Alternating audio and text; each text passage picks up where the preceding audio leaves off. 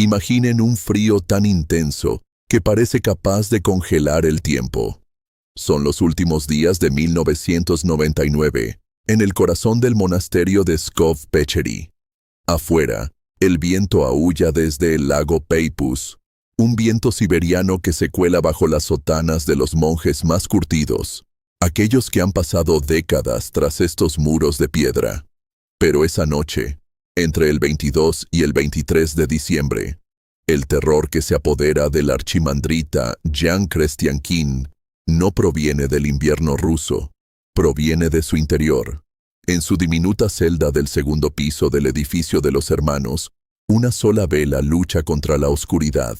Su llama parpadea violentamente, a pesar de que las ventanas están selladas y el aire está en una quietud sepulcral. Ninguna corriente de aire debería poder hacerla arder. A sus 80 años, el anciano yace en su rudimentaria cama de madera, con los ojos bien abiertos. El sueño lo ha eludido, pero lo que lo ha reemplazado es infinitamente más pesado que el insomnio. De repente, el silencio se rompe con una voz. No es una voz humana, no es un susurro audible, sino una vibración que parece emanar de las paredes, del suelo y del alma misma de la habitación. Está en todas partes y en ninguna a la vez. Satura el estrecho espacio de la celda. Levántate y observa lo que he permitido para tu instrucción, ordena este poder invisible. El anciano intenta incorporarse, persignarse, hacer un gesto, pero su cuerpo ya no responde. Está postrado en cama, no por enfermedad, sino por un poder superior que exige su atención absoluta. Lo que el archimandrita ve entonces, proyectado ante su mirada espiritual con una claridad sobrecogedora, lo hace llorar como un niño. Durante horas, las escenas se suceden una tras otra. No se trata de metáforas poéticas ni de símbolos vagos abiertos a la interpretación. No. Jan Krestiankin contempla acontecimientos concretos. Ve rostros que aún no conoce, tecnologías que aún no existen, y sobre todo, ve fechas. Cuanto más avanza la visión, más intenso se vuelve el dolor del anciano. Pronto comprende que este mensaje no es para sus contemporáneos de 1999. No es para aquellos que se preparan para celebrar la llegada del nuevo milenio con despreocupación. Este mensaje es para nosotros, para quienes respiramos el aire del año 2026.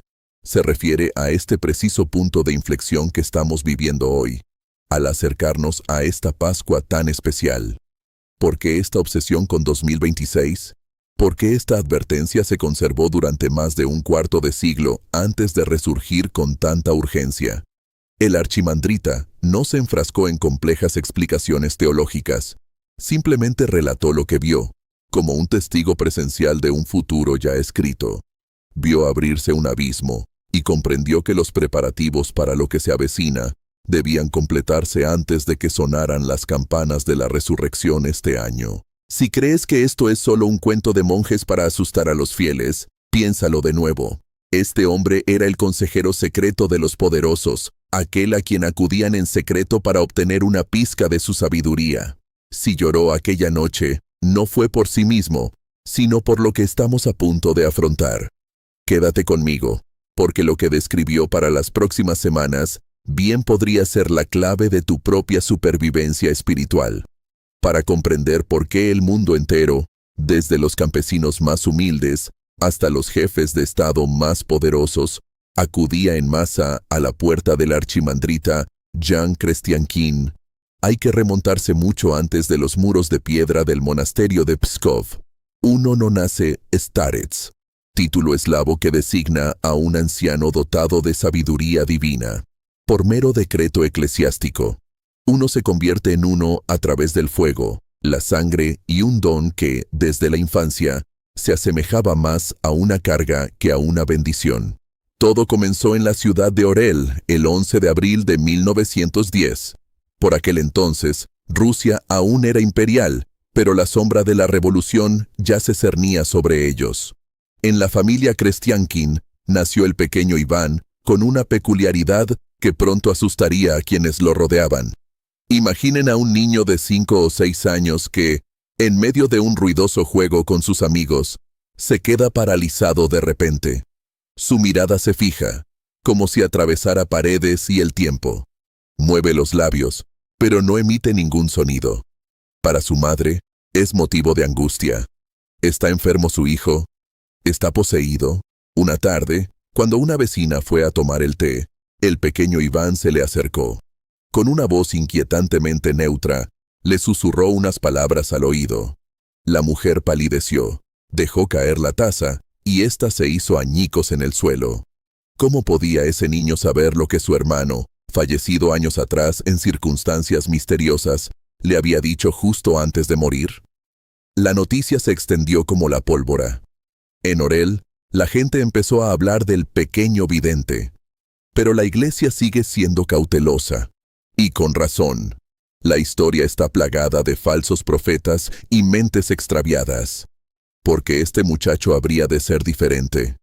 La respuesta no vendrá del consuelo de las iglesias, sino del infierno de los gulags. Porque la verdadera prueba de credibilidad de Jan Kresťankine no fueron sus visiones, sino su capacidad para mantenerse íntegro cuando todo el sistema soviético intentó doblegarlo. Arrestado por su fe y enviado a los campos de trabajo más duros, Jan vivió experiencias indescriptibles. Soportó interrogatorios interminables, un frío paralizante, un hambre voraz y, lo peor de todo, la traición de sus seres queridos. Vio a hombres transformados en bestias por un pedacito de pan. Y sin embargo, en este abismo de oscuridad, ocurrió algo extraordinario. Incluso los guardias, hombres endurecidos por la doctrina y la violencia, terminaron bajando la mirada ante él. ¿Por qué? Porque no irradiaba odio. Trataba a sus torturadores con una compasión que los aterrorizaba más que cualquier rebelión. Cuando finalmente salió de aquel infierno, Juan ya no era el mismo. El sufrimiento lo había purificado. Al instalarse en el monasterio de Pskov-Pecheri, no buscaba la gloria, sino que la gloria lo encontró. Se dice que incluso Vladimir Putin lo consultó varias veces, buscando en el silencio de su celda respuestas que la geopolítica no podía ofrecer. Fue este hombre, este superviviente de la oscuridad del siglo XX, quien recibió la visión de 1999. No se trata de los desvaríos de un anciano senil, sino de la advertencia final de un hombre que pagó con su propia vida el derecho a ver más allá del velo. Si afirma que el tiempo se acaba, si dice que 2026 es el punto de inflexión, es porque conoce el precio de la ceguera. Vio desmoronarse el viejo mundo. Hoy nos advierte que el nuevo está a punto de tambalearse. Pero, ¿qué encierra exactamente este mensaje que nos dejó? ¿Qué es ese umbral de la Pascua de 2026 del que habló con tanta solemnidad? Eso es lo que vamos a descubrir ahora, adentrándonos en el corazón mismo de sus palabras más secretas. Ya no es una fecha lejana perdida en la bruma de la profecía. Es hoy. Es ahora. Cuando el archimandrita Jan Kresťankine habló de este cuarto de siglo por cruzar, a sus contemporáneos en 1999 les pareció una eternidad. Pero para nosotros, el tiempo está casi agotado. ¿Por qué este año en particular? ¿Por qué este anciano, que vivió las purgas estalinistas y el colapso de la URSS, señaló este lapso de tiempo con tanta insistencia? El núcleo del mensaje reside en una palabra que se repite como un leitmotiv en sus escritos. El umbral. No se refiere a una simple conmemoración religiosa, sino a una fecha límite cósmica. La Pascua de 2026 no se presenta como una celebración ordinaria, sino como una línea divisoria entre dos estados del mundo. Según la visión del archimandrita, lo que se desarrollará en la primavera de ese año marcará el fin de una forma particular de paciencia divina. Hizo hincapié en un punto crucial que debería hacernos reflexionar. La preparación debe completarse con antelación. Hay una urgencia en sus palabras similar a la de un hombre que ve una represa a punto de romperse. Una vez que suenen las campanas de la resurrección en 2026, afirmó, algo cambiará irreversiblemente. No es que el mundo se detenga, sino que las frecuencias espirituales se cristalizarán. Lo oscuro se oscurecerá aún más, y lo luminoso brillará con mayor intensidad. La mezcla grisácea en la que vivimos actualmente, este estado tibio donde uno aún puede vacilar entre el bien y el mal, desaparecerá. Imagina una enorme puerta que se cierra lentamente. Aún puedes meter la mano, aún puedes pasar al otro lado. Pero con cada día que pasa y nos acerca a la Pascua de 2026, la abertura se estrecha. El archimandrita no solo daba un año, describía una aceleración del tiempo. Dijo que en los últimos instantes, las semanas parecerían años y los días meses. Mira a tu alrededor. ¿No tienes la sensación de que los acontecimientos mundiales se aceleran? ¿De que la historia avanza a un ritmo que la mente humana se esfuerza por seguir? Esto es precisamente lo que Jan Chrétien vio en su celda de Pskov. ¿Por qué la Pascua? En la tradición mística que representaba, la Pascua es el momento en que la vida triunfa sobre la muerte. Pero en su profecía, también es el momento de un gran ajuste de cuentas. Dio a entender que la preparación de la que hablaba no era material. No se trata de acumular alimentos ni de construir un refugio subterráneo. La preparación es interna. Es una realineación del alma. Advirtió que quienes esperaran hasta el último minuto para despertar se encontrarían ante una puerta cerrada, no por crueldad, sino simplemente como consecuencia de su propia inercia. La cuenta regresiva ha comenzado. Ya no nos separan décadas de esta fecha límite, sino solo unos meses. Cada nuevo amanecer es una oportunidad fugaz. Jan Chrétien imaginó 2026 como el momento en que nuestros destinos quedarían sellados de una u otra forma. El mundo tal como lo conocemos vive sus últimos instantes de normalidad. Pero si el cambio es irreversible, ¿qué decisión debemos tomar? ¿Qué sucede exactamente al otro lado de ese umbral? Para comprenderlo, debemos adentrarnos en la parte más oscura y a la vez más reveladora de su visión, la separación radical entre la sombra y la luz. Es aquí donde la profecía abandona el ámbito del tiempo y entra en el de la eternidad. En el corazón de la visión de Jan Chrétien reside una verdad que muchos consideran más aterradora que un desastre natural: el concepto de la justicia de la libertad. En esta cuarta etapa de su advertencia, el archimandrita se aleja de las fechas para abordar directamente el funcionamiento del alma humana. Lo que vio en su celda no fue un Dios vengativo que castigaba arbitrariamente a la humanidad, sino un universo que, en última instancia, otorga a cada individuo precisamente aquello que ha cultivado en secreto. Imagina que hasta ahora hemos vivido en una zona crepuscular, un espacio gris donde el bien y el mal, la verdad y la mentira, están tan entrelazados que es fácil esconderse, incluso de nosotros mismos. Podemos actuar mal mientras nos convencemos de que somos buenos. Podemos buscar la luz mientras permanecemos encadenados a nuestras sombras. Pero según el anciano, el umbral de 2026 marca el fin de esta ambigüedad. Es el momento en que la luz se vuelve tan intensa que no deja lugar para la ambigüedad. Dios respeta la libertad humana, incluso si esa libertad conduce a la ruina, repitió con profunda tristeza. Ahí reside el verdadero desafío.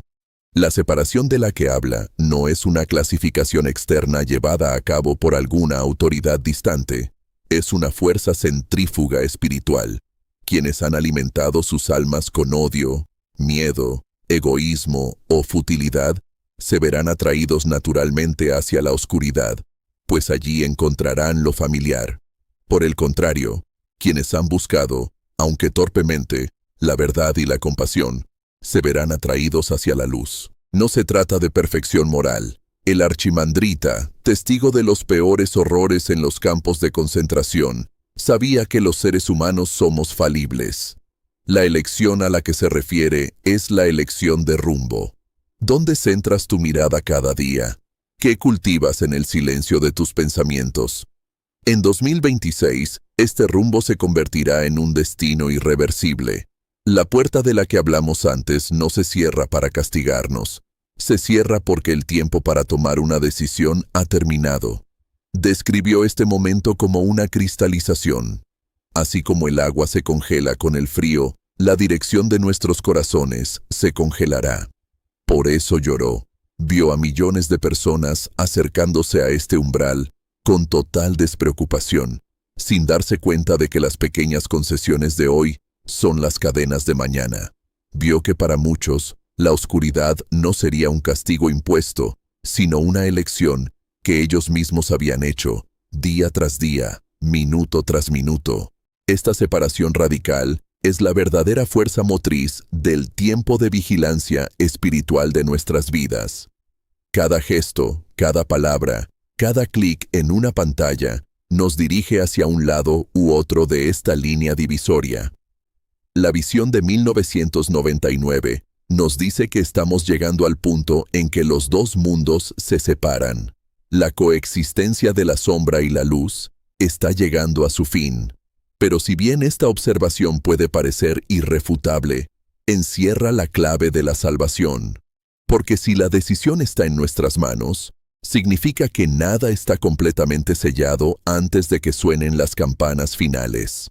Quedan unas pocas semanas, una última oportunidad para rectificar el rumbo. ¿Cómo debemos aprovechar este tiempo? ¿Cuál es la acción precisa, el gesto obligatorio del que habló el archimandrita antes de que cayera el telón? Esto es lo que exploraremos en la parte final de este mensaje. El reloj de arena está casi vacío. Los 26 años que nos separaron de aquella visión nocturna de 1999 se han esfumado. Y aquí estamos, ante el ajuste de cuentas final. El archimandrita Jan Christiankine, con la precisión de un relojero del alma, nos ha conducido a este preciso punto de la historia. Pero esta no es una película para ver cómodamente desde el sillón. Nosotros somos los protagonistas del acto final. La pregunta ya no es si la profecía es cierta. Las señales a nuestro alrededor gritan la respuesta, sino qué haremos con estos pocos días que aún nos separan de la Pascua de 2026. El anciano insistió en una acción imperativa, un gesto obligatorio, sin el cual todo lo demás es mera retórica. Este gesto no consiste en huir a las montañas ni en vaciar la cuenta bancaria. Se trata de detenerse, sencillamente. En un mundo que nos bombardea con ruido, emergencias inventadas y distracciones digitales, el acto más radical y necesario es el silencio. Nos insta a una introspección brutal y honesta. Antes de Pascua, haz esto. Mira tu propia oscuridad y decide, de una vez por todas, dejar de alimentarla. Para Jan Christiankine, la preparación espiritual es como una limpieza profunda para el alma. No se trata de ser perfectos, sino de estar orientados. La oración no es una recitación de palabras vacías. Es el único cordón umbilical que aún nos conecta con la fuente de luz, mientras las frecuencias del mundo se desdibujan. Advirtió que quienes afronten este periodo crucial, sin haber fortalecido su conexión interior, serán como hojas arrastradas por una tormenta que no comprenden. La tormenta no es necesariamente externa. Es el caos mental y emocional que se apoderará de aquellos que lo han apostado todo a las arenas movedizas del materialismo. Se acabó el tiempo de la indecisión. Cada minuto que dediques a dudar, a posponer esta necesidad de paz interior, o a enfrascarte en discusiones inútiles, es un minuto robado a tu propia salvación espiritual. El anciano de Pskov vio en esta puerta de entrada a la Pascua de 2026 una oportunidad magnífica pero fugaz. Aún está abierta, la mano de la providencia sigue extendida, pero la historia se está escribiendo ante nuestros ojos y la tinta está casi seca. Imaginen a este hombre, este superviviente de los gulags, que presenció lo peor de la humanidad y que, sin embargo, desde la eternidad, nos mira con infinita ternura. Repite sus últimas palabras. No teman a las pruebas, pues son el fuego que purifica el oro. Teman, en cambio, la indiferencia de su propio corazón. Su advertencia es un acto de amor, una súplica final antes de que caiga el telón sobre el mundo, tal como lo conocemos. La decisión es tuya. Puedes cerrar este video, volver a lo que estabas haciendo, olvidar estas palabras y convencerte de que son solo supersticiones anticuadas. Es tu derecho absoluto, tu completa libertad. O bien, Puedes escuchar esa vocecita interior que te dice que todo esto resuena con una verdad inquietante. Puedes decidir que tu preparación comienza hoy, no mañana, no cuando tengas tiempo, ahora, porque el tiempo ya no está en nuestras manos. Se acerca la Pascua, el plazo ha llegado, la puerta sigue abierta, pero ¿por cuánto tiempo más? Nadie dará ese paso por ti. Nadie salvará tu alma sin tu consentimiento expreso. Jan Christian-Kine ya cumplió con su parte. Ha transmitido el mensaje a través de las décadas. La decisión está en tus manos. ¿Estás listo para cruzar el umbral o te quedarás en la puerta mientras la luz comienza a desvanecerse?